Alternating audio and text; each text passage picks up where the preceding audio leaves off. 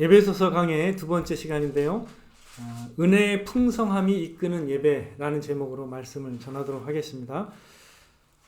부제로 하나님을 기뻐하자라고 잡았습니다.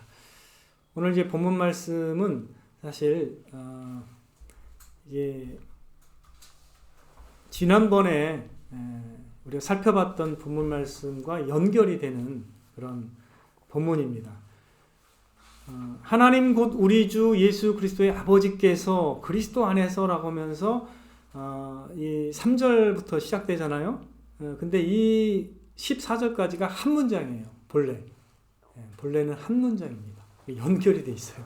그래서 이게 본래는 이제 나눌 수는 없는데 양이 너무 많아서 제가 이렇게 전반부를 지난주에 하고 후반부를 이렇게 오늘 하게 되었습니다. 자, 바울은 그리스도인들을 향한 하나님의 구원 계획이 얼마나 경이롭고 영광스러운지에 대해서 계속 말하고 있습니다. 먼저 7절을 살펴보시면요. 우리는 그리스도 안에서 그의 은혜의 풍성함을 따라서 그의 피로 말미암아 속량 곧 죄 사함을 받았다라고 말씀하고 있습니다. 6절에서 우리가 은혜의 영광이라는 그 표현을 살펴봤었잖아요. 은혜의 영광. 근데 이제 7절에 연달아 나오는 게 무엇이냐면 은혜의 풍성함을 따라 이렇게 이제 계속 강조가 돼서 나옵니다. 자, 바울은 계속해서 그 은혜의 영광이라는 것을 이어가면서 강조점을 이어가면서 이제 은혜의 풍성함을 따라서 우리가 죄 사함을 받았다라고 이렇게 언급을 하고 있습니다. 그리고 이제 중간에 보면 이제 모든 지혜와 총명을 넘치게 하셔서 그 뜻의 비밀을 우리에게 알게 하셨다라고 이렇게 말씀하고 있는데 그 뜻의 비밀이 뭐냐면 하늘에 있는 것이나 땅에 있는 것이 다 그리스도 안에서 통일되게 하려는 것이 바로 그 뜻의 비밀임을 언급하고 있습니다. 우리가 지난주에 살펴봤던 게 뭐예요? 가장 큰 주제가 뭐예요? 그리스도 안이라는 그 단어였잖아요. 그리스도 안에 누리는 그 놀라운 그 구원의 특권을 우리가 이제 살펴봤었는데 여기서도 일관성 있게 그리스도 안에서 그 모든 그 하늘에 있는 것이나 땅에 있는 것들을 그리스도 안에서 통일되게 하려고 한다라고 여기에서 그 목적과 그 비밀을 여기서 이제 드러내고 있습니다. 그리스도 안이라는 단어가 굉장히 중요해요.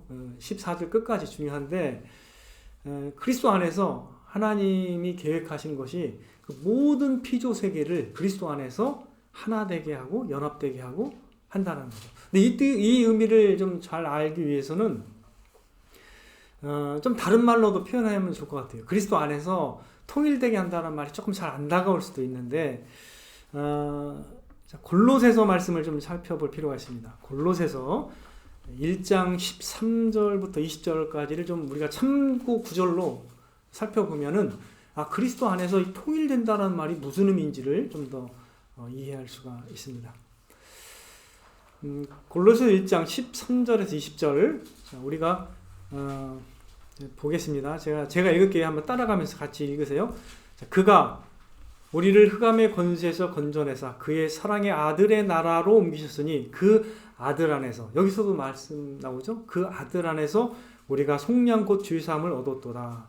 그는 보이지 아니하는 하나님의 형상이시요 모든 피조물보다 먼저 나신 이시니 만물이 그에게서 창조되되 하늘과 땅에서 보이는 것들과 보이지 않는 것들과 혹은 왕권들이나 주권들이나 통치자들이나 권세들이나 만물이 다 그로 말미암고 그를 위하여 창조되었고 또한 그가 만물보다 먼저 계시고 만물이 그 안에 함께 섰느니라. 그는 몸인 교회의 머리시라. 그가 근본이시오 죽은 자들 가운데 먼저 나신 이시니 이는 친히 만물의 으뜸이 되려 하심이요 아버지께서는 모든 충만으로 예수 안에 거하게 하시고 그의 십자가의 피로 화평을 이루사 만물 곧 땅에 있는 것들이나 하늘에 있는 것들이 그로 말미암아 자기와 화목되기를 기뻐하심이라. 여기서 좀 더 의미가 나타나 있죠.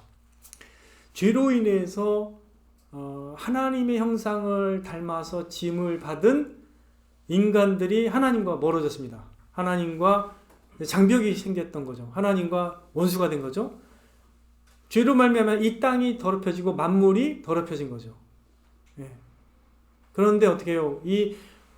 하나님의 이 복음 사건을 통해서 하나님이 우리에게 주신 이 구원이라는 것은 의미가 어떻게 되냐면 모든 인간과 이 피조 세계를 누구 안에서 화목시키고 누구 안에서 통일해요?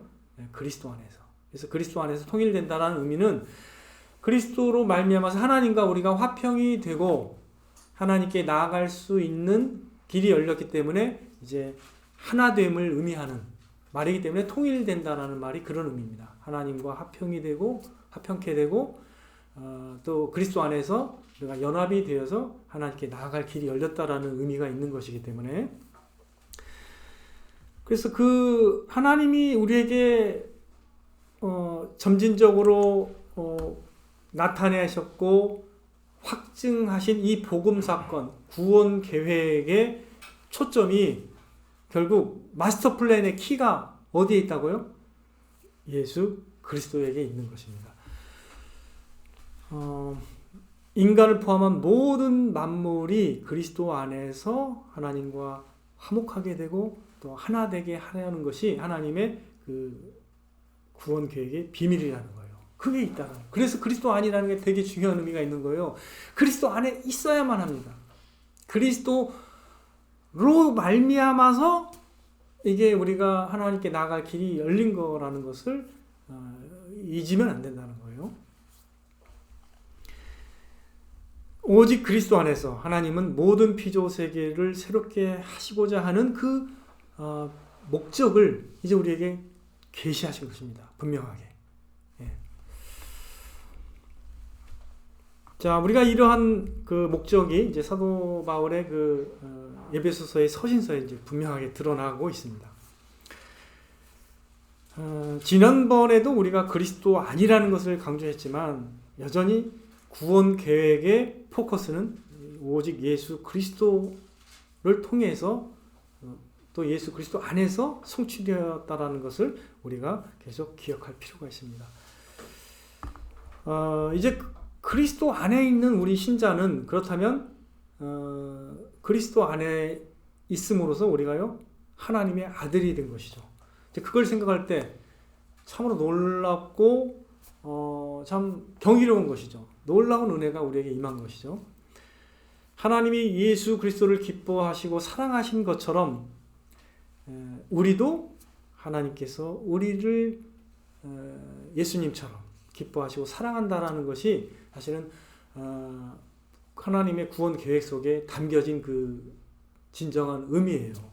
우리를 그리스도 안에서 그의 아들이 되게 하신다는 것, 놀라운 특권이요 은혜죠. 자, 그 다음에 중간에 또 밑으로 내려가면 그의 뜻대로 결정한다라고 여기 나와 있죠. 구절이 그의 뜻의 결정대로 일하시는 이의 계획을 따라 우리가 예정을 입어서 그 안에서 기업이 되었다라는 표현이 있습니다. 자, 기업이라는 그 단어는 영어로 이제 우리가 번역할 때 inheritance라고 번역이 주로 돼요. 영어 성경들은 inheritance. 그러니까 inherit는 유산을 받다 이런 단어잖아요. inheritance니까 유산 받는 그 어떤 재산이나 이런 걸 이제 기업이라고 하잖아요. 그러니까 기업이라는 것은 굉장히 기쁨이 되는 유산, 소유를 의미하는 거죠. 자, 그런데 우리가 그 안에서 기업이 됐다는 표현이 무슨 의미일까요? 우리가요, 예수님 안에서 기업이 됐다는 거예요. 우리가. 이게 조금 해석이 좀 어려워요. 근데 영어 보통 성경에는 우리가 예수님 안에서 기업을 얻었다라는 걸로 그냥 해석이 되기도 하는데, 그러나 어떤 분들은 이걸 해석할 때 우리가 하나님의 그 기업이 되었다 이렇게 표현하기도 합니다. 근데 저는 그것도 맞다고 보는 거죠. 그 해석도. 그래서 하나님께서 우리를요 자기의 아들을 삼으셨다라는 의미는 뭐냐면 달리 말하면 하나님께서 우리를 그의 기뻐하시는 소유로 삼았다라는 거예요. 소유와 기업으로 삼았다는 의미입니다. 우리가 바로 하나님의 기업이 된 거예요. 기업. 여러분들 이런 표현 아시죠? 찬양 가운데도 많이 있고 뭐 찬송가에도 있는데 나의 영원하신 기업, 이 누구를 의미하는 거예요? 나의 영원하신 기업, 생명보다 귀하다 하면서 나의 영원하신 기업, 하나님을 의미하잖아요. 찬송가에도. 그리고 우리는 그의 뭐 백성, 소유된 백성이라는 어떤 또 찬양도 있어요. 뭐 그런 어떤 찬양 구절에도 그런 걸 표현하는데, 신명기 7장 6절에는 분명하게 표현합니다. 한번 보겠습니다. 신명기 7장 6절. 자, 신명기 말씀을 보면서 우리가 하나님이 기뻐하시는 소유구나, 이걸 이해하셔야 됩니다. 자, 신명기 7장 6절 같이 읽겠습니다. 신명기 7장 6절 말씀. 자, 찾았으면 같이 읽겠습니다. 시작. 너는 성민이라 내 하나님 여호와께서 지상 만민 중에서 너를 자기 기업의 백성으로 택하셨나니. 하나님이 기업으로, 또 하나님 기업의 백성으로 택하였다고 했습니다. 14장 2절 좀 넘어가서 신명기 14장 2절 다시 한번 보겠습니다. 여기도 반복적으로 얘기하시죠. 너는, 이건 이스라엘을 가리키는 거예요. 이스라엘 민족을 가리키는 건데, 즉 하나님의 백성들을 가리키는 거예요. 자, 14장 2절 말씀 시작. 너는 내 하나님 여호와의 성민이라 여호와께서 지상 만민 중에서 너를 택하여 자기 기업의 백성으로 삼으셨느니라. 더 나아가서 신명기 32장 9절, 신명기 32장 9절.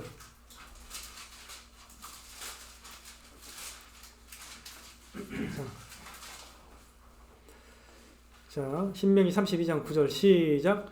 여호와의 분깃은 자기 백성이라 야곱은 그가 택하신 기업이로다. 야곱, 이스라엘은요, 하나님이 택하신 그의 기업이라고도 표현이 되어 있습니다.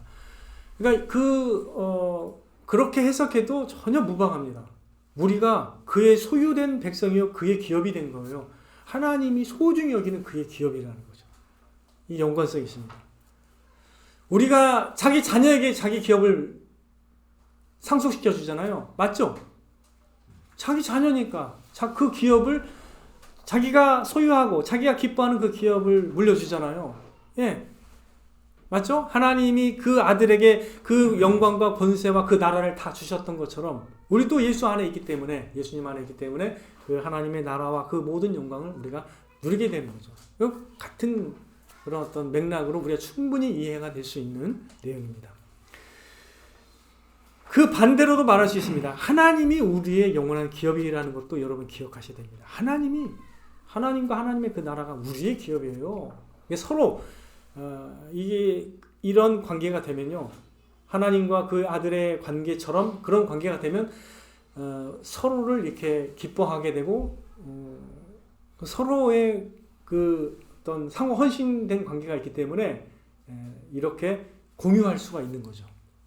유산을, 그 나라와 권세를 공유할 수 있게 되는 겁니다. 우리도 마찬가지죠. 하나님의 나라를 공유하고 하나님이 나의 기업이 되는 것이고 우리가 하나님의 기업이 된다는 거죠. 이 의미를 좀 생각하면 좋을 것 같아요. 하나님이 나를 그의 기업으로 생각하시는구나. 이것이 우리에겐 굉장히 은혜가 되는 생각이라는 것을 여러분들 묵상하시면 발견할 수 있습니다. 그 반대도 똑같다고 했습니다. 신명기 10장 9절에 이렇게 표현이 되어 있어요. 그러므로 레위는 그의 형제 중에 분깃이 없으며 기업이 없고 내 하나님 여호와께서 그에게 말씀하신 같이 여호와가 그의 기업이시니라. 아브라함에게도 주님이 말씀하셨죠. 내가 너의 지기 큰 상급이라고 말씀하셨잖아요. 그죠? 네. 그리고 신명기 18장 2절 그들이 그들의 형제 중에서 기업을 가지지 않을 것은 여호와께서 그들의 기업이 되심이니 그들에게 말씀하심 같으니라. 여호와께서 그들에게 기업이 되신다고 했습니다. 이 말씀의 어떤 포커스는 굉장히 중요해요. 우리에게 하나님이 나를 그의 기업으로 생각하시는구나. 그의 소유된 그 백성이요 기업이구나. 이런 걸 묵상하면은 굉장히 기쁨이 됩니다. 자, 하나님의 그 주권, 하나님의 그 주권에 대해서 이제 나타나 있죠. 그의 뜻의 결정을 따라 우리가 예정을 입었다고 기록되어 있습니다. 하나님의 우리를 택하시는 그 주권이 하나님께 있습니다. 그래서 하나님의 능력과 이 지혜가 하나님의 영광뿐 아니라 그의 소유된 백성을 위해서 이렇게 발현된다라는 것을 우리가 하나님의 구원 계획 속에서 이해하고 또 깨달을 수가 있는 것입니다. 사실 복음 안에 이 모든 게 숨겨져 있었던 거예요. 근데 이게 점점 계시가 된 겁니다. 성경을 통해서 드러나고 또 확증이 되면서 우리에게 이제 지금 복음으로 딱 다가온 것입니다. 그래서 이게 비밀이라는 표현을 쓸 수가 있는 거예요. 그 뜻의 비밀이 이렇게 이제 우리에게 알려진 겁니다.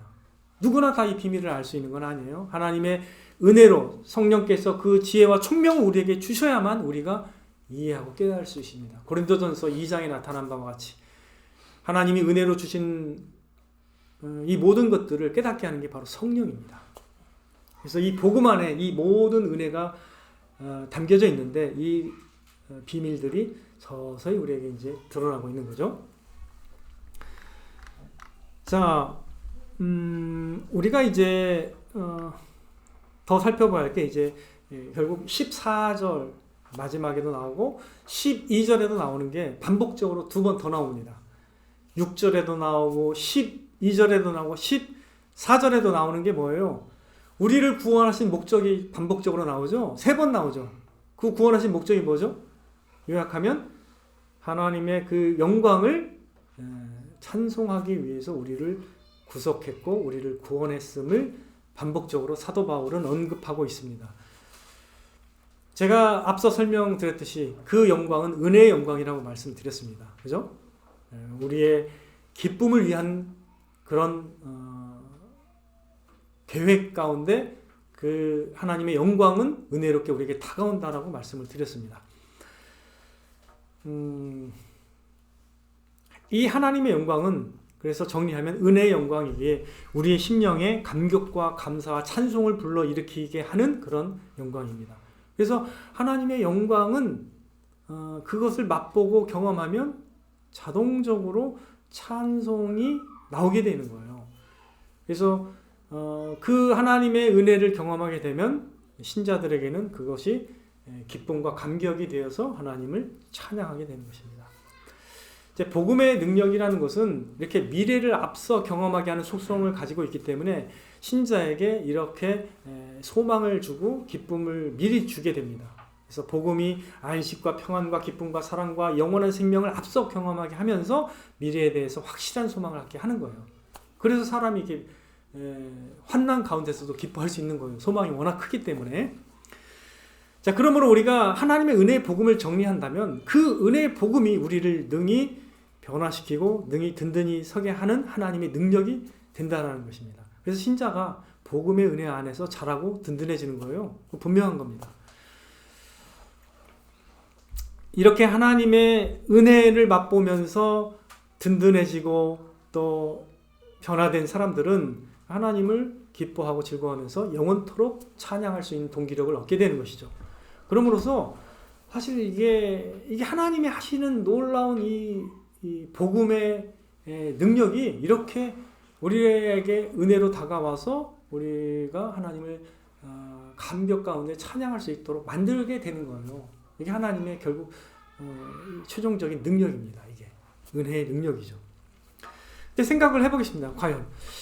과연 그런데 우리가 이러한 영광스러운 대우를 우리가 받을 만한 자격이 있었습니까? 본래 우리가 뭐 어떤 존재이길래 도대체 우리가 뭐길래 하나님이 이렇게 창세 전에 우리를 예정하시고 우리를 위해서 자기 아들을 죽기까지 내어주셨을까요? 과연 그 이유를 우리에게 찾을 수 있을까요? 하나님께서 이렇게 하도록 우리에게 이렇게 하도록 이끌 만한 이유가 사실 과연 우리에게 있는가? 한번 질문할 필요가 있습니다. 대답할 수 있을까요? 없습니다. 전혀 그렇지 않다라는 거죠. 단지 하나님이 그렇게 하시기를 원하셨다는 것만 우리가 알 뿐이에요. 그렇게 하기로 원하셨다는 거, 그렇게 하기를. 그게 바로 여기 나타나는 그의 기뻐하신 뜻을 따라의 의미입니다. 몇 절에 나와 있죠? 그의 기뻐하신 뜻을 따라가?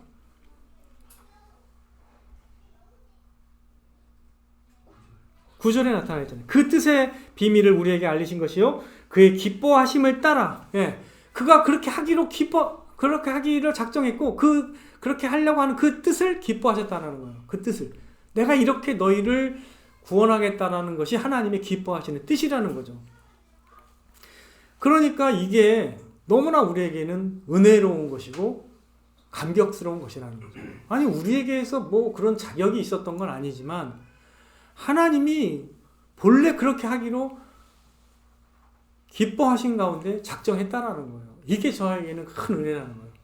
하나님이 그렇게 하시기로 작정하셨다는 것은 곧 우리가 그가 그렇게 하기로 기뻐하셨구나. 이게 하나님의 본래의 뜻이었구나. 참 하나님 은혜로운 뜻을 가지고 계시구나 라고 우리가 생각하면서 은혜가 될 수 있다는 것입니다. 그러므로 우리가 이렇게 하나님의 구원 계획의 그 섬세한 이 하나님의 마음과 뜻을 이해할 때 이게 얼마나 큰 은혜이고 영광스러운 것인지를 이해하게 된다는 거예요. 점점 이렇게 치밀하시고 하나님이 이렇게 섬세하시고 이렇게 하나님이 우리를 향해 큰 것을 계획하고 계셨구나라는 걸 아는 만큼 우리는 하나님께 더 마음이 열리는 거예요. 우리도 그렇잖아요. 사람과의 관계에서 저 사람이 나를 향한 그 섬세한 그 정성으로 뭔가 나를 위해 선물을 준비했다면 그걸 받는 순간 깊은 감동이 오는 거거든요. 이거는 뭐 인지상정이잖아요. 우리가 이런 건 잘 알잖아요. 사람의 마음이 어떠한지는. 하나님의 마음이 이와 같다는 겁니다. 이렇게 구원하시기로 작정하셨다는 거에 대해서 우리는 진짜 놀라워해야 될 필요가 있습니다. 우리가 하나님께 뭘 드렸습니까? 그 전에? 드린 게 없어요. 그래서 성경에 뭐라고 했습니까? 욥기에도 나타나 있죠. 그리고 로마서에도 나타나 있죠.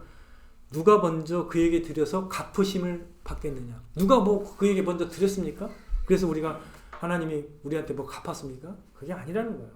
그의 기뻐하시는 작정을 따라서 우리는 예정을 받고 구원을 받았다는 것.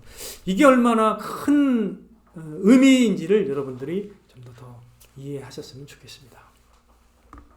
자, 그렇다면 이제 하나님의 이 은혜의 영광이 얼마나 큰지를 사도 바울은 계속 강조하면서 이것을 선포했습니다. 이렇게 하나님의 그 구원하시는 그 은혜가 얼마나 큰지를 알려줌으로써 우리가 뭐 하기를 원했을까요? 본래 우리가 하나님이 이 구원하시는 그 목적에 부합된 삶을 살아가도록 하기 위해서 이런 말씀을 전했겠죠? 그래서 우리가 이 오늘 본 말씀을 우리가 소화하면서 우리가 이해하면서 우리가 어떻게 살아야 할까? 우리는 어떻게 또 적용해야 될까요? 분명히 이 최고의 목적은 우리의 존재와 삶의 이유를 새롭게 하고 영광스럽게 하는 건 맞습니다. 이 목적을 생각하지 않는 삶은 전혀 구원이 무엇인지를 모르는 것과 같은 거예요. 참으로 저와 여러분이 하나님을 알고 하나님이 우리에게 행하신 복음, 곧 구원의 사역이 무엇인지를 깨닫는다면 반드시 이 최고의 목적이 우리의 삶을 이끌도록 해야 됩니다. 자, 우리에게 있어서 이 최고의 목적이 반영된 가장 대표적인 행동과 삶이 있어요. 무엇일까요? 그것이 바로 예배입니다. 지금 하고 있는 이 예배가 바로 하나님께서 우리에게 가지고 계신 최고의 목적을 반영한 우리의 행동입니다. 그러므로 기독교가 예배를 가장 중요하게 여기는 전통이 있어요. 그것은 성경을 바르게 해석한 올바른 적용이라고 저는 생각합니다. 진짜 기독교 유산이 남겨준 가장 최고의 것이 있다면 그건 예배라고 저는 생각해요. 그건 맞는 얘기예요. 그러니까 우리가 바르게 이해한 거예요. 먼저 이해는 안 했어더라도 몸으로 먼저 배우잖아요. 예배를. 그건 맞는 거예요. 물론 마음으로 더 배우고 이해하면서 그 예배를 더 배우면 더 좋겠지만 어릴 때부터 그걸 깨닫지는 못하잖아요. 그러니까 몸으로 먼저 배웁니다. 보통은. 그리고 나서 의미를 깨닫고 이해하게 되는 거죠. 우리가 찬양을 배울 때 노래로 배우지 처음에 진짜 하나님을 찬양한다고 배우는 사람이 몇이나 될까요? 어린아이로서 제가 볼 때 거의 불가능하죠. 저조차도 성인이 되었을 때도 찬양하기를 좋아했지만 그게 하나님과 관계돼서 좋아한 게 아니라 노래를 좋아하기 때문에 제가 찬양을 좋아했던 거예요. 보니까. 예. 자, 예배야말로 이 땅에서 우리의 삶과 장차 영원한 삶에서 가장 중요한 우리의 활동이요, 또 기쁨과 행복의 시간이 되는 것입니다. 물론 성경에서 예배의 개념을 더 확장된 개념으로 이해하도록 하는 그 말씀들이 있어요. 로마서 12장 1절 말씀처럼 우리의 삶을 하나님이 기쁘시게 받으시는 영적 예배로 생각하십니다. 그렇게 생각할 때는 우리가 좀 더 적용이 더 폭넓어져야 되겠죠. 이렇게 드리는 삶의 예배, 이렇게 특정한 시간에 공적으로 드리는 예배만이 예배라고 생각하는 게 아니라 우리의 삶을 좀 더 예배라고 생각해서 적용해야 할 게 많이 있을 거라고 생각합니다. 그래서 오늘 제목처럼 은혜의 풍성함이 이끄는 예배란 그럼 뭘까요? 우리의 삶을 포함하는 거겠죠. 당연히. 저는 이렇게 표현하고 싶어요. 은혜의 풍성함이 이끄는 예배의 삶이란 무엇과 같을까? 이렇게 한번 생각해 봤는데, 이렇게 표현하고 싶습니다. 일단 표현이 하나님으로 인해서 만족하고, 하나님으로 인해 기뻐하며, 하나님으로 인해 감사하며, 하나님으로 인해 소망을 얻고, 하나님으로 인해 용기를 얻고, 또 하나님으로 인해 장벽을 뛰어넘고, 하나님으로 인해 다시 일어나는 삶을 사는 것과 같다. 이렇게 저는 표현하고 싶어요. 그러니까 하나님의 은혜로 인해서 우리가 성장하고 변화되는 삶을 살아가고 있다는 거죠. 그걸 느끼면 된다는 거예요. 저는 하나님의 은혜가 이렇게 크니까 우리가 다시 일어서고, 하나님의 은혜가 이렇게 있으니까 슬퍼도 기뻐하고, 하나님의 은혜가 이렇게 있으니까 우리가 만족하고 기뻐하며 하나님을 더 향해 마음을 열고, 또 우리가 이렇게 놀라운 은혜를 받았으니 이제 더욱 사람을 사랑하고, 뭐 이런 어떤 해석을 할 줄 아는 게 저는 진짜 은혜의 풍성함을 알고 맛본 사람들이 이끄는 삶의 자세라고 저는 생각합니다.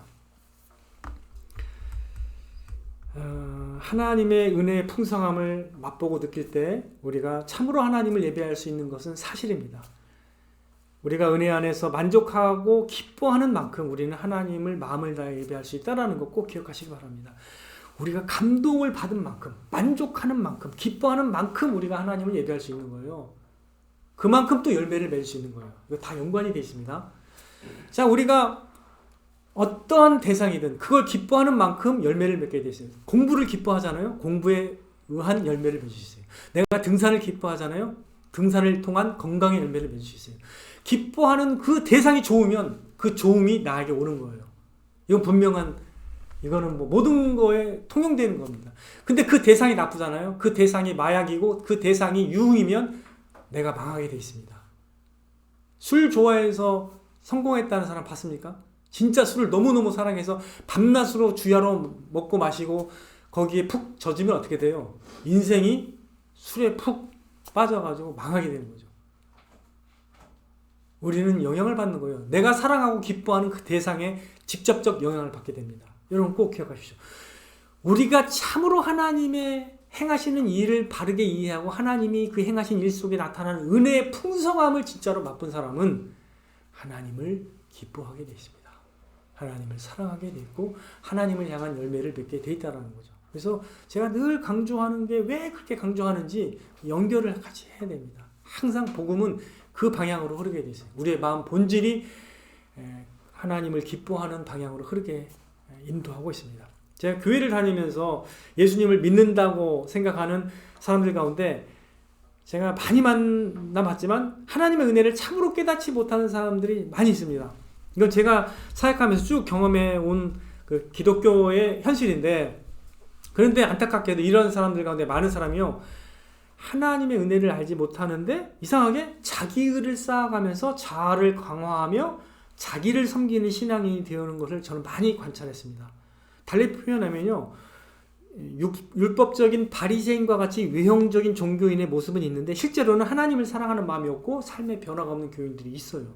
그 사람들은 교회에 소속된 교인일지는 몰라도 그리스도의 사람은 아닙니다. 여러분 철저하게 이해해야 됩니다. 그리스도 안에 있는 사람은 결코 아니에요. 그리스도 안에 있으면 절대 그렇게 못 삽니다. 그렇게 살 수가 없어요. 그리스도 안에 있는 사람은 새로운 피조물이 돼서 변화의 열매를 맺게 됩니다. 그건 당연한 말씀이죠. 그죠? 참으로 그리스도 안에 있는 사람들은요, 은혜의 풍성함으로 인해 마음의 변화가 일어나고 하나님을 기뻐하고 즐거워할 수 있는 마음이 있는 사람들입니다. 꼭 기억하십시오. 그래서 이웃을 내 몸과 같이 사랑할 수 있는 마음의 여유가 생기고요. 그 다음에 자신을 부인하면서 다른 사람을 사랑하고 섬길 수도 있는 여유가 있는 사람이 되는 거죠. 그리고 자기의 재물을 가지고 다른 사람을 섬길 수 있는 사람이 되는 겁니다. 이렇게 근본적으로 변화가 되는 거예요. 이게 뭐 외형적으로 교회 다니고 뭐 무슨 타이틀을 따고 경력을 쌓고 한다고 진정한 그리스도인이 되는 게 아닙니다. 전혀 그것과 무관합니다. 하나님의 은혜의 풍성함을 맛본 사람만 그렇게 변화가 될 수 있다는 걸 꼭 기억하십시오. 제가 늘 강조한 게 뭐라고 했습니까? 하나님의 은혜를 깨달으면 그것이 변화의 열매를 맺는다. 골로새 1장 6절처럼 참으로 하나님의 은혜를 깨달은 날부터 복음이 자란다 이렇게 말씀을 드렸잖아요. 늘 그죠? 그 하나님의 은혜에 감격한 심령, 가난하고 겸손한 심령 가운데 그 복음의 열매가 맺힌다고 늘 강조를 했었잖아요. 근데요, 안타까운 건 뭐냐? 한국에 꼭 그런 사람만 있는 게 아니에요. 진짜 마음은 좋아요. 예수님을 믿기도 해요. 그러나 참으로 은혜의 풍성함을 맛보지 못하고 하나님의 뜻에 이르려고 애를 쓰는 분들이 많아요. 저의 이전의 신앙생활이 다소 그러한 점이 있었습니다. 어느 정도는 하나님의 사랑과 은혜를 느끼긴 했는데 성장하면서 하나님의 은혜와 사랑보다는 스스로 훈련하고 순종하고 막 하나님의 기대에 부응해야 된다는 그 넘치는 그 열정으로 뭔가를 스스로 해야 된다는 생각에 뭔가 열심히 해야 하고 강박관념이 있어서 이렇게 행위 중심으로 살았는데 그러면 그럴수록 더욱 벽에 부딪혔고 오히려 자아의 모습이 강화되면서 은혜와는 거리가 멀어지는 사람이 되는 걸 저는 많이 느꼈습니다. 그게 그러니까 의도도 좋은데 착한 사람들이에요. 제가 말씀드리는 이런 부류는 좋은 사람들이 많아요. 훌륭한 사람들. 근데 궁극적으로는 하나님의 은혜를 잘 몰라요. 그러니까 굉장히 힘들게 살아요. 너무 막 자책하면서 살기도 하고 또 그러면서도 이율배반적으로 자기 의가 강하기도 하고 자아 중심의 삶을 막 살기도 하고 막 왔다 갔다 합니다. 제가 그런 경향이 있었어요. 네, 제가. 그런데 저도 뒤늦게 하나님의 이 은혜의 풍성함과 그 능력을 깨닫고 나서 그것이 나를 변화시키는 것을 깨닫고서 제가 달라진 거예요. 그래서 달라진 겁니다. 분명 하나님의 은혜를 맛보면요. 그 하나님의 은혜가 우리를 이끌고 변화시키고 성장시킨다라는 것을 여러분도 경험하게 될 것입니다. 디도서 2장 11절 12절 모든 사람에게 구원을 주시는 하나님의 은혜가 나타나 우리를 양육하시되 이렇게 분명히 말씀하십니다.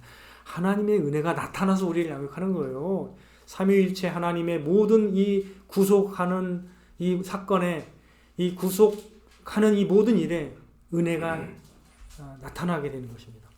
베드로후서 3장 18절 예수 그리스도의 은혜 안에서 살아가라 이렇게 말을 하고 있잖아요. 그렇게 권면하잖아요. 은혜 안에서 살아가라.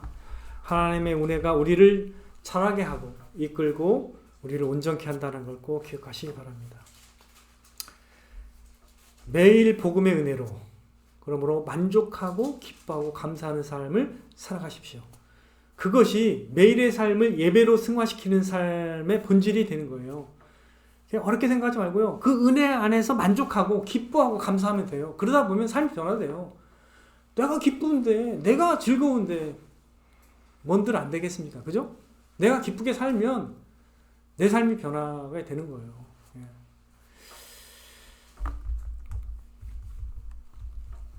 은혜의 풍성함을 더욱 누리게 되며 더욱 기뻐하고 감사함으로써 또 이웃들을 더 사랑하는 삶을 살아가시는 저와 여러분이 되시기를 주님의 이름으로 축원드립니다. 우리 같이 기도하겠습니다.